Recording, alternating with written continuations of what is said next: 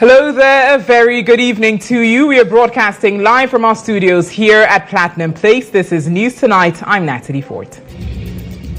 Coming up this evening, tension brews in Gbi South as youth in the area demand release of the bodies of two of their colleagues who were killed in clashes with police recently. We have not heard anything from the government or duty bearers, leaving the children, wives and families of the victims devastated and in pain. Also coming up, minority in parliament takes on government for deploying military for mundane tasks as they reject decision to deploy uniformed men to enforce ban on exportation of grains due to long dry spells in the northern part of the country. What have we done to neutralize the secessionist threat? And as we pointed out in this statement, those groups subsequently were established to be funded. On your election hub tonight, coalition of persons with disabilities take on NDC flag bearer John Dramani Mahama for allegedly disrespecting stammerers in the country. If there are people who are smooth talkers, who can speak rat-tat-tat-tat like machine gun, the time when they become stammerers and they start stammering, you know they are lying. And ahead in business, drivers are being urged to avoid long driving periods in order to keep safe.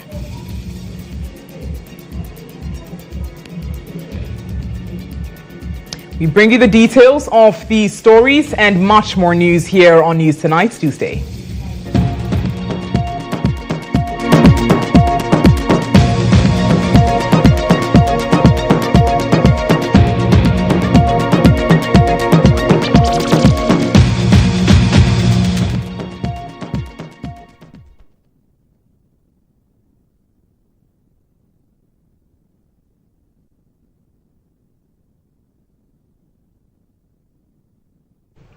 This is News Tonight here on GHOne TV. As always, you can watch our bulletin all across the world on Facebook and X at GHOne TV. Let's get started this evening. Former Secretary to the IGP and Ranking Member of Parliament's Defence and Interior Committee, Peter Lancheni Tobu, has accused government of lowering the image of the Ghana Armed Forces with a decision to deploy the officers to enforce the ban on exportation of grain. Minister for Defence Dominic Nitiwol, in a joint address with the Minister for Food and Agriculture, Dr. Brian Echampong, a few days ago, announced that soldiers will be deployed to enforce the ban occasioned by the drought in the northern parts of the country.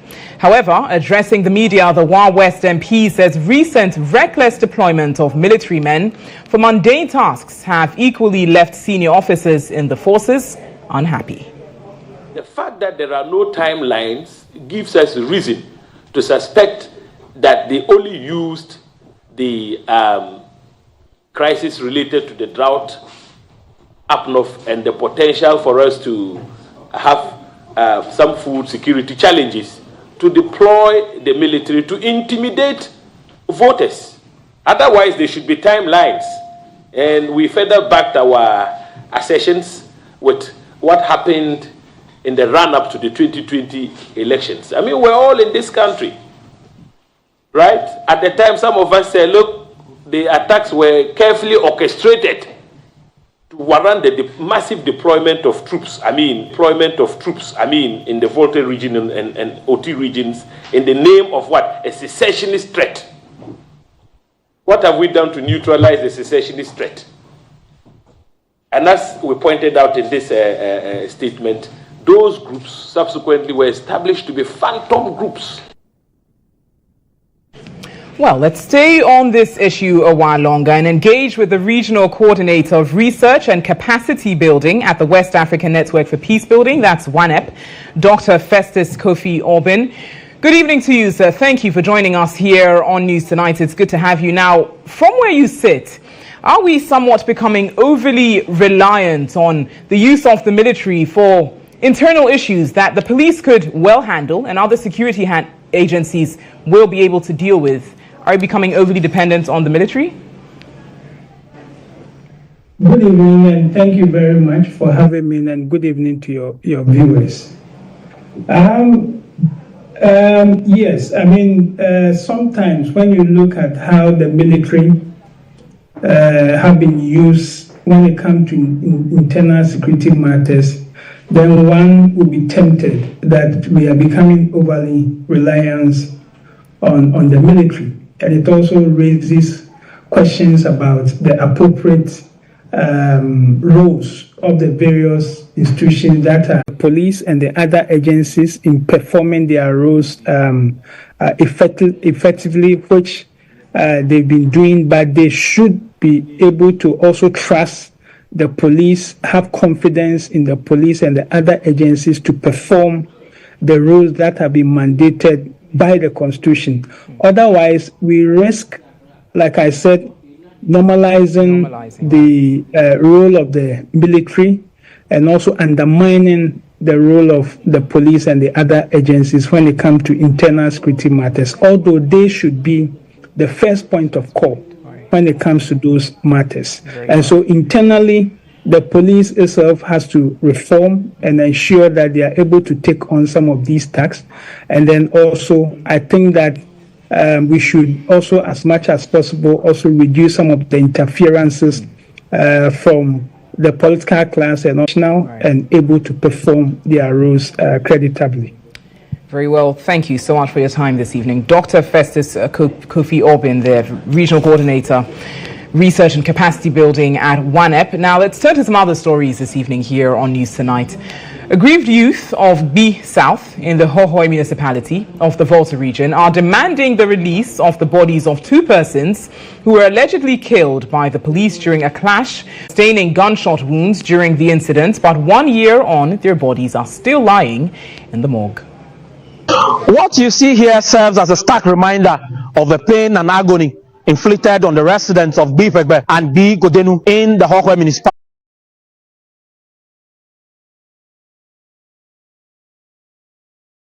lying in the morgue and buried. Delight Jamposu is a widow of one of the victims, Martin Afechi, aged 39.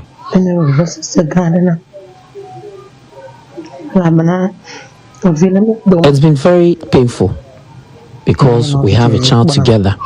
Sometimes the child asks of him, and I tell him he has gone to the farm and would return, because while he was alive, he used to go to farm and sometimes came 2-3 days later. The other day, he came home to tell me I saw a youth of Godenu. 1 year on, aggrieved youth in the area took to the streets in remembrance of their fallen compatriots to demand for justice and also for the release of their bodies for burial. Today marks exactly 1 year when the incident happened and the bodies are still lying in the morgue. Unfortunately, as we speak, we have not heard anything from the government or duty bearers, leaving the children, wives and families of the victims devastated and in pain.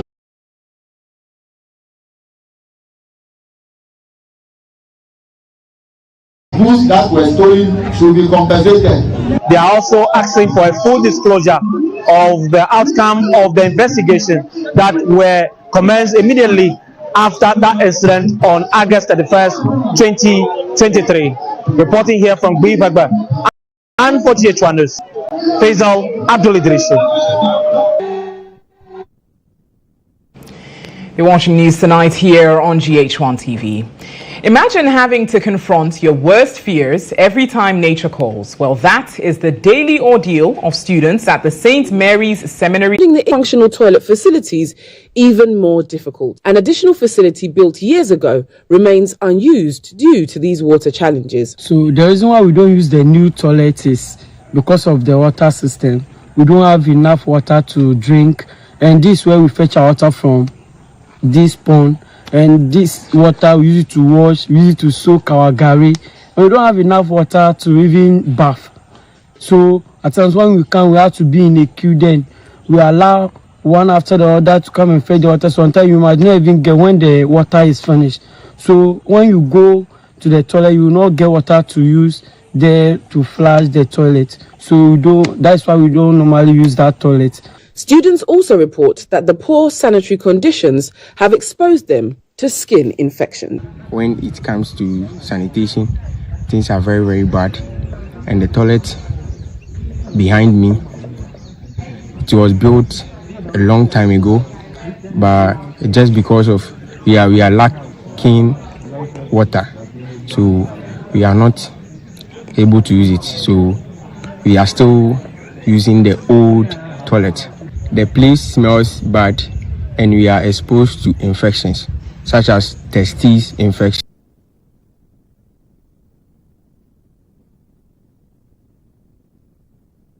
Well, certainly a very concerning development there. In some other health-related stories, the Komfanoche Teaching Hospital is urgently seeking government intervention to waive a 1 million Ghana cedi import duty on a vital piece of equipment for its oncology department. The equipment, a water phantom, is essential for calibrating the hospital's linear accelerator system, which plays a crucial role in the treatment of cancer patients. The delay in restoring the system has already caused significant disruption, prompting doctors in the oncology unit to go on strike. The medical staff are protesting the delay, which they say is severely affecting the ability to provide life-saving care to cancer patients. The CEO of the hospital, Professor Otre Adai Mensah, highlighted the issue during the hospital's mid-year performance review. Every day, on the average, Komfanoche sees about 1,086 patients. This brings the yearly average to around 360,000. And so you can imagine the kind of stress that is on us as a hospital. Our MRI machine has been there for the past 12 years. And so you fix this problem with it, then there's another problem that surfaces. You fix that problem there, another problem surfaces. You will recall that our oncology doctors went on strike, and it was on the basis of the fact that the LINAC machine had not been repaired. We entered into a PPM. We are paying around $210,000 staff phantom that was required to calibrate the radiotherapy doses. Now guess what? It had not been budgeted for. The total cost was $110,000. We have paid for that. The equipment is in-house, but we are having to battle with about 1 million cedis by way of duty. We have written for exemption. Dr. Nsinasari and the Ministry of Finance are working very hard at it, and I hope that very soon the water phantom will be brought to Kumasi, and then our oncology patients who need radiation therapy would begin receiving them.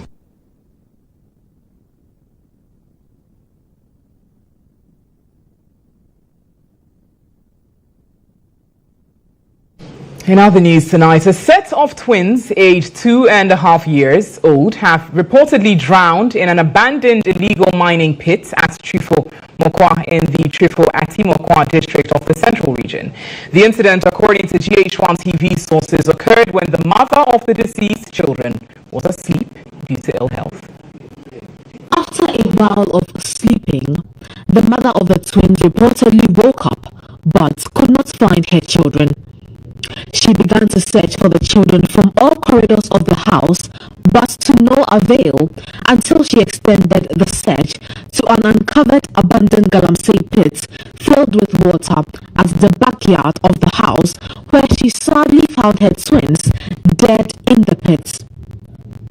The chief for Atimokwa District Police has retrieved the bodies while investigations have commenced. Assembly member for the Mokwa electoral area, George Sam, spoke to the news team. A concerned resident of Trifo Mokwa, who is disgusted about the countless uncovered galamsey pits in the area, which have resulted in the death of at least 8 to 10 people within this year, displeasure.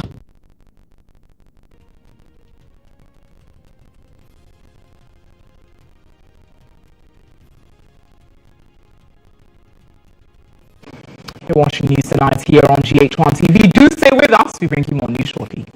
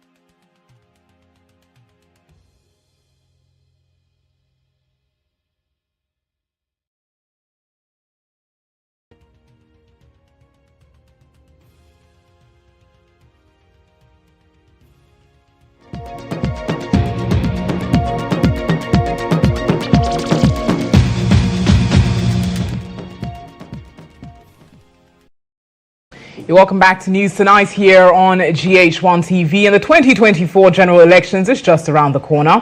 Let's bring you some election-related stories now on your Election Hub.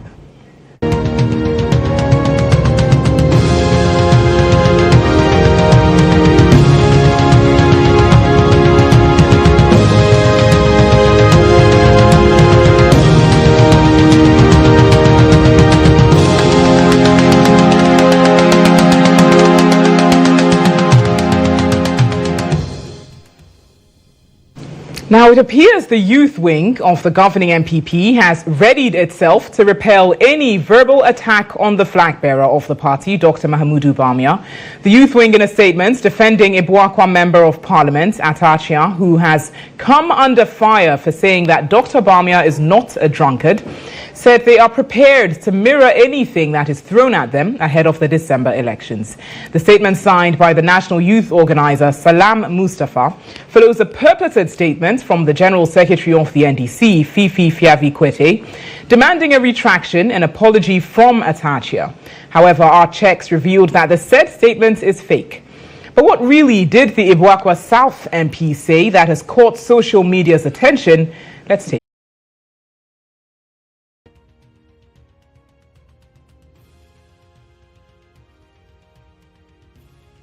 comments made by Atachia. They're essentially saying that Ghana is blessed with a sensible person who does not drink, who is not a drunkard. Well, let's explore this further and speak to the National Youth Organizer of the NPP, Salam Mustafa, for more on this development. Good evening to you, Salam. Thank you for joining us here on News Tonight. Now we have it that the NDC says that this statement, allegedly signed by its General Secretary, is fake. Will this move you to then withdraw your statement? Good evening to your viewers. I'm unaware that the NDC have said that this statement is false because, I mean, it's on all major news outlets in this country, and I shudder to believe that it's a false statement, that all the media outlets in this country got it absolutely wrong. So I find it very difficult to believe that that is the truism of the situation. Very well. If, they want to beat a retreat, they should say that they are recanting. Then we can take it up from there. Well, from our checks, it's said that this statement is false. However, with that being said, in the event that you are to find and clarify that it is indeed false, will you be prepared to withdraw your initial statement? Well, I mean, to the extent that the things that we have put is accurate, I don't really find it whether or not situation. I mean, the things that we have, said are true. The situations that we have recounted are true. That the NDC have made it a very, intentional attitude to pick on the presidential candidate of the New Patriotic Party, Dr. Mahamudu Bawumia, at every point in time, to use very unpalatable language on him. Like I recounted, I mean, just a few days ago, the NDC presidential candidate himself, John Dramani Mahama, was labeling him in terms that are, a bit unprecedented. It shouldn't come from a leader worth his salt. So, be it or not, I mean, the caution stays, and we want to say very strongly that we will not allow anyone to turn our presidential candidate into a punching bag. If you want to give, you should be ready to take, and that we understand, and we will not run away from it at all. Now, you say that the NDC flag bearer is intentionally picking at your flag bearer, the flag bearer of the NPP, Dr. Mahamudu Bawumia. Don't you somewhat feel like this stance of mirroring anything that's thrown at you will not already heat up this tense political atmosphere that we have, which is likely to affect the elections? Tension in the country. We are very, very mindful of the peace and tranquility of the nation. We're a peace-loving party, and we'll continue to campaign in the very decorous manner that we have started, but it shouldn't also be taken for granted that we are unable to bite. If you stretch your hand, we will bite. Salam Mustafa, thank you for joining us this evening here on News Tonight, National Youth Organizer of the NPP.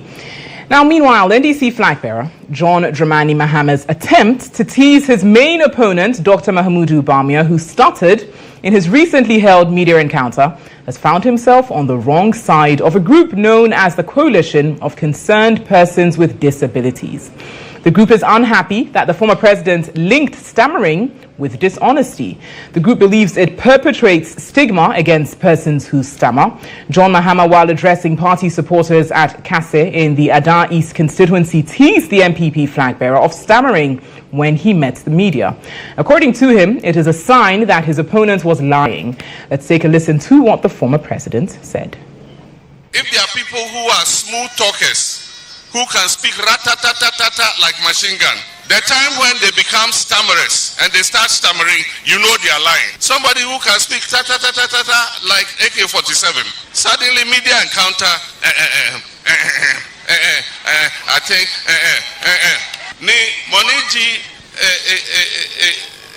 money here is the person started stammering and you can't tell the head or tail. The fundamentals are weak. And then it went logoligi, logoligi, logoligi, logoligi. You must do things with truthful intention. And the basic principle of leadership is truth and honesty. If you want to be a good leader, you must be truthful and honest to your people.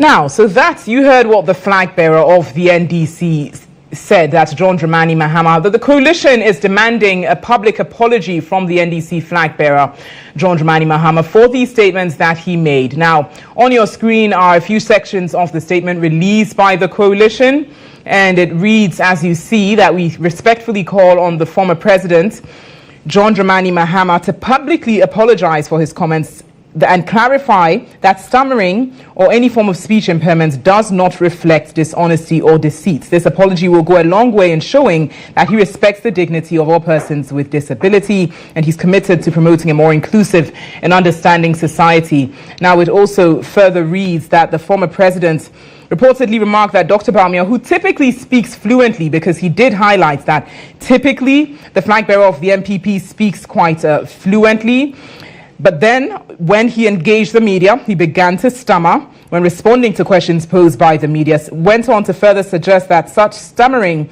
is a sign of dishonesty, stating that any person who does that is a liar. And that's where the concerned PWCs, that's what they're quite unhappy with. Now, it also further reads that the members of the group find these remarks deeply offensive, a misrepresentation of individuals who stammer as well, and that it's not a reflection of one's dishonesty or intelligence or competence. And such comments from a public figure, of course, bearing the person in question, not only perpetrates harmful stereotypes, but seeks to reinforce negative attitudes of people with speech impairments and other disabilities. This is the concern of the group, and they are demanding an apology from the former president for the comments that he made, specifically targeting the NPP flag bearer during his media and engagement. Let's turn to some other news now. The NDC in the Ho Central constituency of the Volta region is demanding explanation from the Electoral Commission over several discrepancies that they have allegedly identified in the provisional voters register. At a press briefing on Thursday, the party's constituency election director, Dr. Collins Nyunyome, told the media that the EC undertook the transfers of some 5,659 voters in the constituency on the blind side of the party instead of the 1,567 captured during the voter transfer window. We had recorded a total of 1,567 during the transfer window. Now, we would assume that this will be the figure that should be represented throughout all the polling stations in the constituency. Now, from the list that was given to us by the EC, the National Electoral Commission, we have tallied all the numbers of the transfers across all the polling stations and have found that the total number they have given to us, or the total number that is on the register to have been transferred here, is 5,659 rather than the 1,567. Now, what exactly accounts for this, we don't know. We have tried to approach the EC, we have had some informal conversation at least to bring this to their attention, but I believe that it is also important that we have to raise this for the attention of the powers that be, that they can take corrective action. So in fact, here there is actually a difference between what we have received in terms of the total registered and what the EC has given us. If you take the EC exhibited register, it is 386. What we have received is 390. Now, when you come to the transfer, this is where it gets a little interesting. They have 11, we have 3. So clearly, you will see a clear disparity between what the register that was given to us by the EC and the register that had been exhibited at the polling station. So we will have to, we are demanding answers from the EC. We need answers in terms of what exactly accounts for this. The party also alleges that rather 102 persons placed on exception list during the limited registration exercise, the Electoral Commission, during the just ended exhibition exercise, captured 291 persons in their records. These discrepancies, according to the party, forms part of a grand agenda to manipulate the results of the 2024 elections. Revolution has become revolution. Well, certainly more comprehensive election-related stories here on your Election Hub in the days ahead. Do stay with us.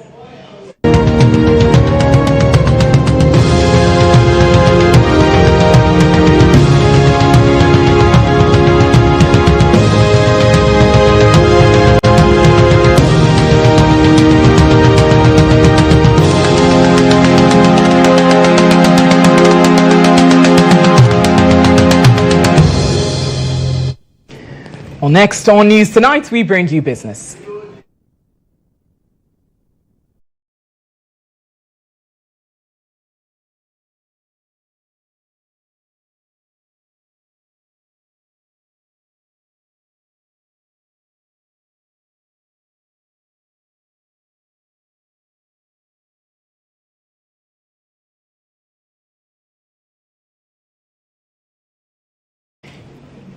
Business tonight. Drivers have been advised to avoid long hours of driving without test in order to reduce stress. This, according to health experts, reduces the incidence of strain and accidents. These pronouncements were made during a health screening exercise for drivers in the capital by Yango.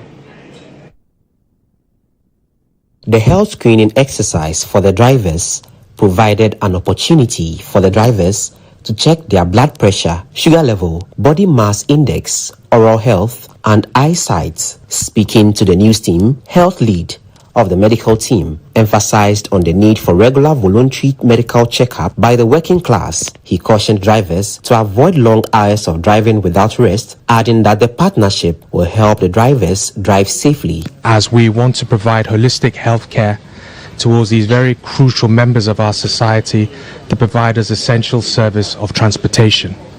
So it's important for us to provide them with quality and assurance and longevity to be well and to perform in their roles. According to the country manager for Yango, Tom Ofonime, the health screening exercise forms part of the ride-hailing app's corporate social responsibility and giving back to its major stakeholders, the drivers. We care about the people on our platform, from the passengers to the partners to their drivers, and that's why we're doing what we're doing. We hope that we'll continue to do this as long as we can, because it is important that the wellness and the well-being of these people on our platform is a priority for us. Some drivers also spoke to the news team. Drivers need to drive so many hours. Personally, me check up.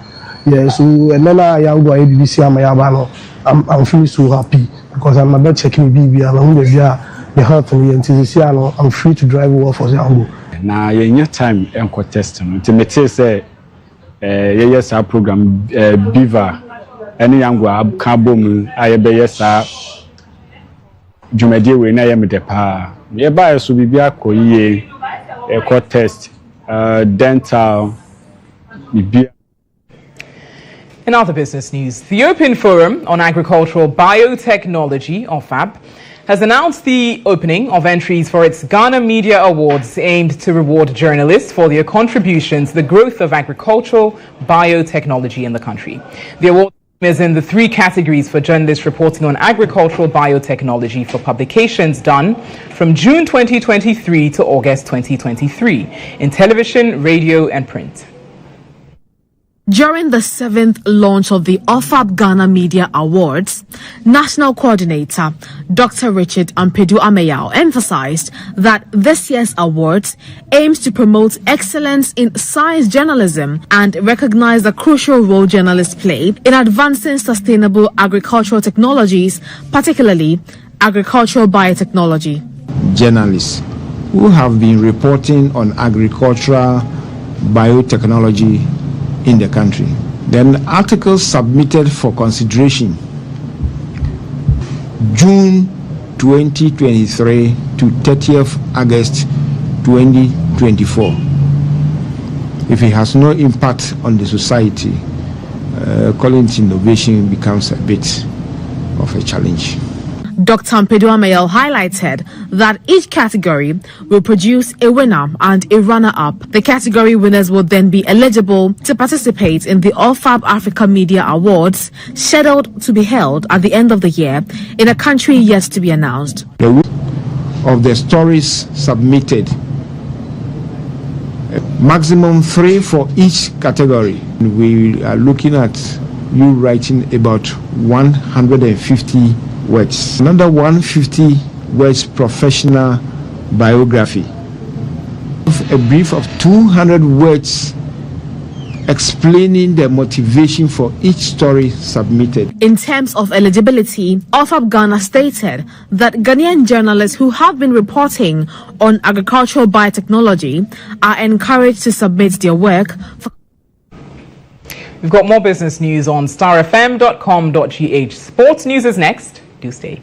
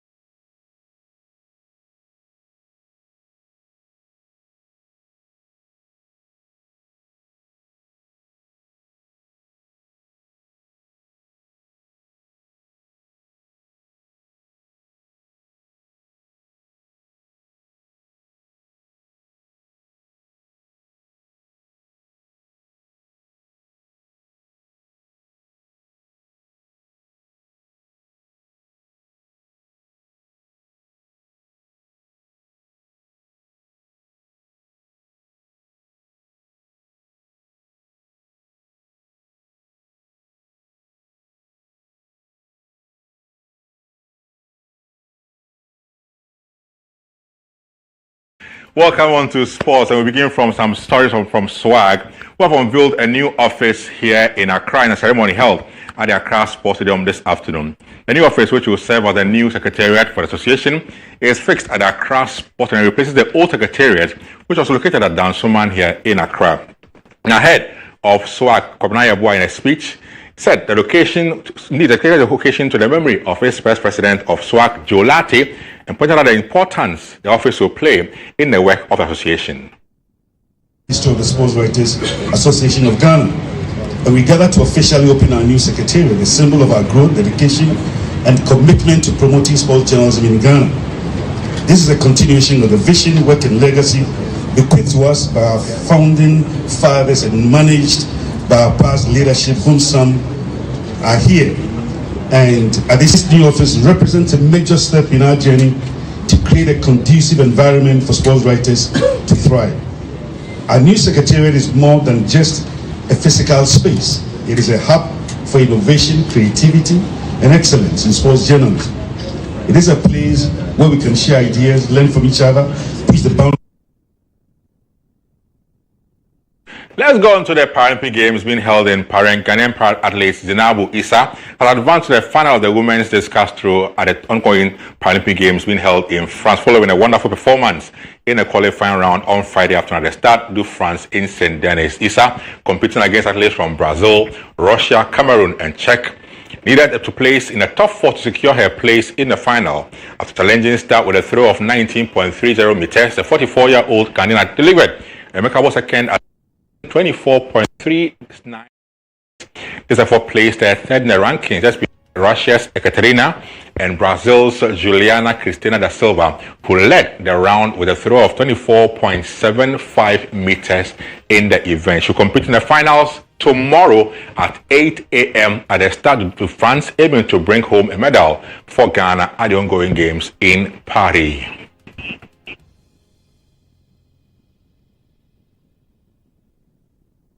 It's for sports.